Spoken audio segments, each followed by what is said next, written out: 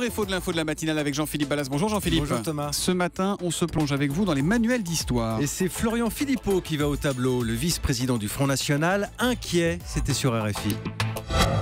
On a supprimé des programmes, beaucoup d'apprentissage de l'histoire, notamment de France ces dernières années. Alors, on a supprimé des programmes dans les livres d'histoire. Est-ce que c'est vrai ou est-ce que c'est faux ? C'est faux, Thomas. On ne supprime pas, on allège et on enrichit. Vous allez comprendre la nuance. Exemple concret, vous et moi, nous sommes passés par le collège et le lycée. Vous êtes d'accord, nous n'avons pas étudié la guerre du Golfe. Non, mais elle n'avait pas eu complètement lieu. Et pour cause, à notre époque, elle n'avait pas eu lieu. Vous avez tout compris. Imaginez les élèves d'aujourd'hui.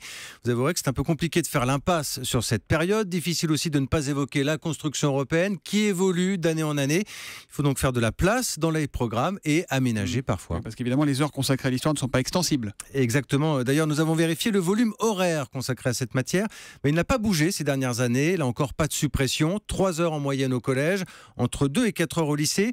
Si quand même il y a une exception pour les premières et terminales scientifiques, là, la voilure a été un peu réduite. Mais alors, Jean-Philippe, qui élabore ces programmes d'histoire ? Je vais essayer de faire simple. D'abord, c'est une décision du ministre de l'Éducation. Il y a une lettre de cadrage avec les principales orientations.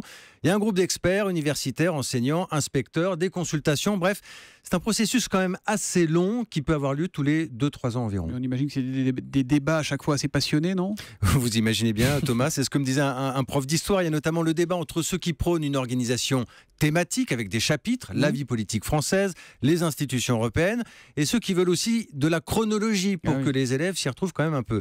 Ceux qui estiment que Clovis, c'est important, ceux qui trouvent qu'il faut faire aussi des choix. C'est un équilibre à trouver. Alors, Florian Philippot estime qu'on supprime. On dira plutôt que contrairement aux idées reçues, Thomas, l'histoire n'est pas un livre poussiéreux, mais au contraire, une matière en mouvement qui s'adapte. Et c'est donc un faux pour Florian Philippot quand il dit qu'on a supprimé dans les programmes d'histoire, supprimé, notamment l'histoire de France. Vous n'aviez pas, vous, à l'école, les grandes lignes du temps, là où on mettait tous les événements et Absolument. C'est ça ? Ce qu'on appelle les timelines maintenant sur Internet. Pas tout jeune, hein, mon vieux. Jean-Philippe Ballas, qu'on retrouve tous les matins à 7h30, le vrai faux de l'info de la matinale. À demain, Jean-Philippe. À demain.